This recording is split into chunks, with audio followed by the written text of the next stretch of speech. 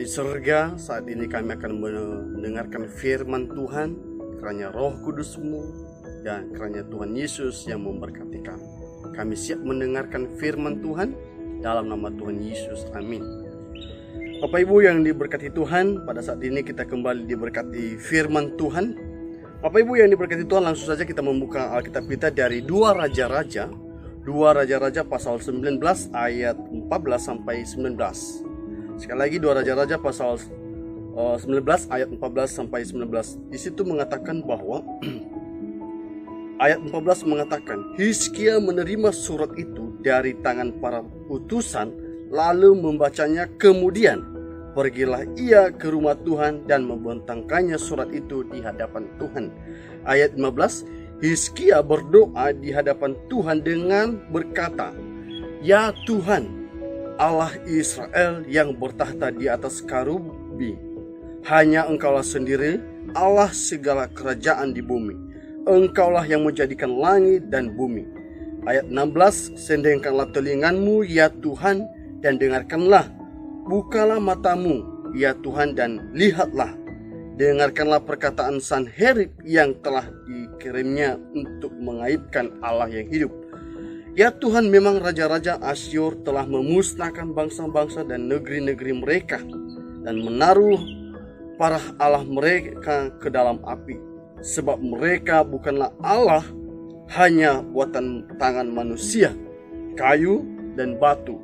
Sebab itu dapat dibinasakan orang. Ayat 19 mengatakan bahwa, maka sekarang ya Tuhan Allah kami, selamatkanlah kiranya kami dari tangannya, supaya segala kerajaan di bumi mengetahui bahwa hanya Engkau sendirilah Allah ya Tuhan.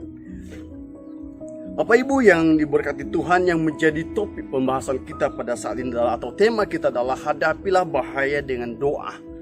Hadapilah bahaya dengan doa. Mungkin Bapak Ibu yang diberkati Tuhan, tentu kita bertanya, kenapa kita mengambil topik ini adalah hadapi bahaya dengan doa.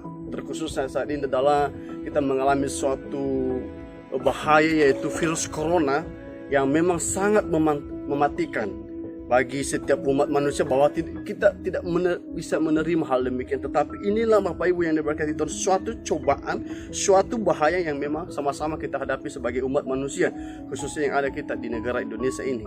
Nah, Bapak Ibu yang diberkati Tuhan, dalam firman Tuhan yang kita baca saat ini memberikan 2 tujuan utama, atau memberikan 2 pengertian yang harus kita pahami bersama-sama, yaitu pertama adalah orang Kristen atau orang percaya harus memahami bahwa hidup ini adalah penuh suatu dengan tantangan, penuh dengan pergumulan, dengan tantangan dan pergumulan yang kadang silih datang silih berganti, ya, tanpa memandang siapa saja, usia, orang tua, muda, keadaan, baik orang kaya, baik orang miskin, selalu menghadapi namanya itu masalah atau diperhadapkan suatu namanya rintangan. Nah, tetapi firman Tuhan mengatakan bahwa harus kita benar-benar memahami dan mengerti. Yang kedua adalah orang Kristen atau orang percaya harus belajar dari kehidupan Raja Hizkia, di mana ketika dia menghadapi suatu pergumulan, ketika dia menghadapi suatu ancaman dari Sanherib, maka yang dia lakukan adalah pergumulan tersebut diserahkannya di hadapan Tuhan. Nah, kita kembali dalam tema kita tadi adalah hadapi bahaya dengan doa. Bapak Ibu yang diberkati Tuhan, tentu kita bertanya dalam pribadi kita masing-masing, siapa sih di antara kita yang tidak pernah menghadapi namanya bahaya? Siapa di antara kita yang tidak pernah menghadapi suatu masalah?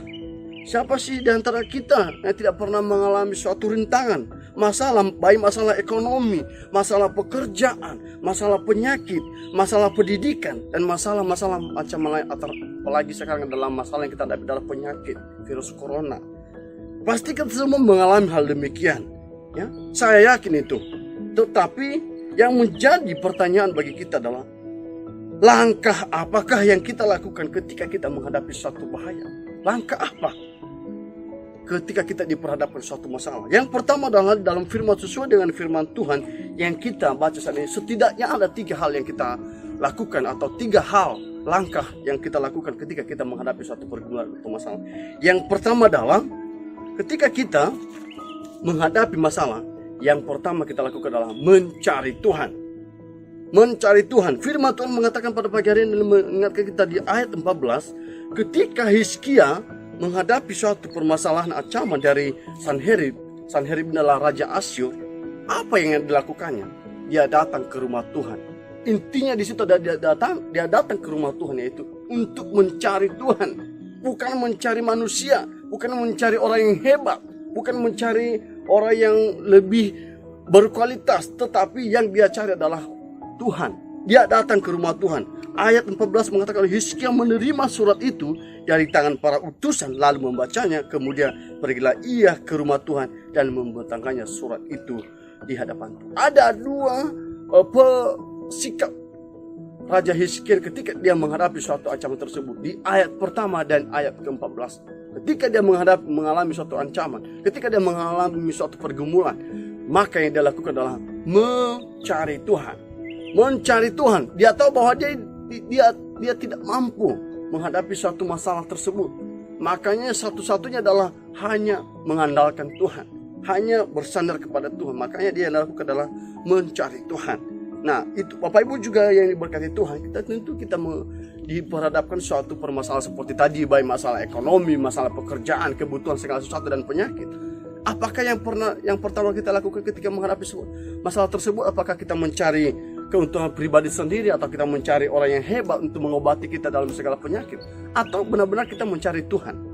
Nah, Bapak Ibu yang diberkati Tuhan, kita terus belajar dalam pribadi seorang raja yang memberikan suatu teladan bagi kita ketika dia menghadapi suatu permasalahan, yang dilakukannya dalam mencari Tuhan. Yang kedua adalah ketika kita menghadapi suatu permasalahan dan pergumulan, yang kita lakukan adalah berdoa. Berdoa, Bapak Ibu yang diberkati Tuhan, itu sangat penting dalam kehidupan kita. Orang Kristen kalau memang tidak berdoa berarti perlu dipertanyakan. Kalau dibilang adalah orang percaya tetapi dia tidak pernah berdoa, itu bahaya. Nah, tetapi kita belajar dalam pribadi Hizkia ketika dia mengalami suatu pencobaan dan pergumulan dan bahaya dan ancaman, yang dilakukan adalah yang kedua adalah berdoa di hadapan Tuhan. Ayat 15 mengatakan bahwa, dan 16, Hizkia berdoa di hadapan Tuhan dengan berkata, ya Tuhan Allah Israel yang bertahta di atas kerubim, hanya Engkau sendirilah Allah segala kerajaan di bumi, Engkaulah yang menjadikan langit dan bumi. Intinya bahwa Hizkia mengakui bahwa Allah adalah Allah yang maha kuasa, Allah yang mampu menolong dalam setiap kesusahan kita. Oleh sebab itu kita belajar bahwa doa adalah sangat penting bagi orang percaya. Doa adalah sangat penting bagi setiap orang Kristen. Artinya bahwa doa adalah sumber segala jawaban kita. Kita dalam bahaya sebab doa merupakan bentuk nafas kehidupan kita. Doa adalah merupakan komunikasi kita di hadapan Tuhan ketika kita menghadapi suatu masalah. Maka doa adalah sangat penting. Jangan pergi dulu ke rumah sakit. Jangan pergi dulu mencari yang supaya kita tetap orang yang kaya, orang yang tetap segar, tidak pernah sakit, tidak pernah mengalami suatu penyakit. Tetapi ketika kita menghadapi hal demikian, yang harus kita lakukan adalah berdoa, bersekutu kepada Tuhan. Bersekutu kepada Tuhan, mencari Tuhan dan berdoa dan memohon pengampunan serta penyembuhan dan pertolongan di hadapan Tuhan. Nah, Bapak Ibu yang diberkati Tuhan, intinya bahwa doa sangat penting bagi orang Kristen. Doa adalah sangat penting bagi orang percaya. Oleh sebab itu, mari kita sama-sama merenungkan firman Tuhan bahwa ketika kita menghadapi suatu permasalahan, jangan pergi kemana-mana. Berdoa dan sujud di hadapan Tuhan. Pasti Tuhan memberikan segala doa-doa kita tersebut, menjawab segala doa-doa kita tersebut ketika kita mengandalkan Tuhan. Yang terakhir adalah ketika kita menghadapi suatu permasalahan dan pergumulan dan bahaya, yang kita lakukan adalah kerendahan hati. Hizkia memberikan suatu contoh kepada kita bahwa dia adalah seorang raja, untuk khususnya di bangsa Israel. Tetapi ketika dia menjadi raja, bukan yang dia cari adalah kesombongan. Bukan yang dia cari adalah saya orang raja kok bisa melakukan segala sesuatu. Bukan. Tetapi dia memiliki suatu kerendahan hati ketika dia menghadapi suatu masalah. Yang dilakukannya adalah kerendahan hati. Artinya bahwa dia memohon kepada Tuhan.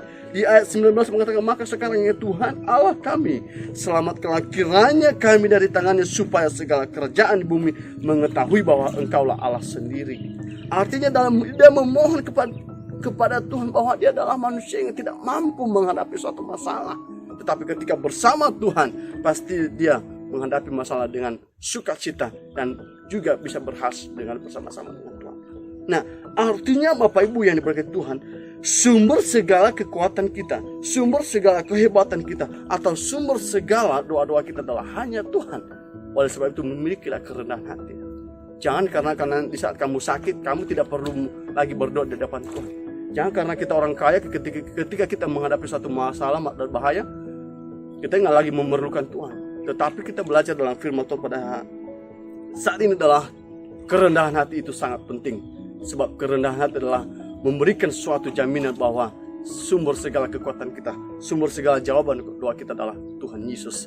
Bapak Ibu yang diberkati Tuhan, firman Tuhan pada pagi hari ini, pada hari dalam mengajar kita bahwa supaya kita tetap merendahkan diri di hadapan Tuhan. Sebelum kita mengakhiri firman Tuhan pada saat ini, kita sama-sama kita membuka dari 1 Tesalonika pasal 5 ayat 24. Di sana mengatakan bahwa Ia yang memanggil kamu adalah setia, Ia juga yang menggenapinya. Sekali lagi, Ia memanggil kamu dengan setia, dan Ia juga yang menggenapi. Artinya bahwa Bapak Ibu yang diberkati, apapun bentuk pencobaan dan bahaya yang kita hadapi, ingat bahwa Tuhan adalah setia. Ya, Dia telah memanggil kita, Dia telah menyelamatkan kita. Oleh sebab itu juga Dia yang sendiri adalah yang berjanji untuk setia kepada kita.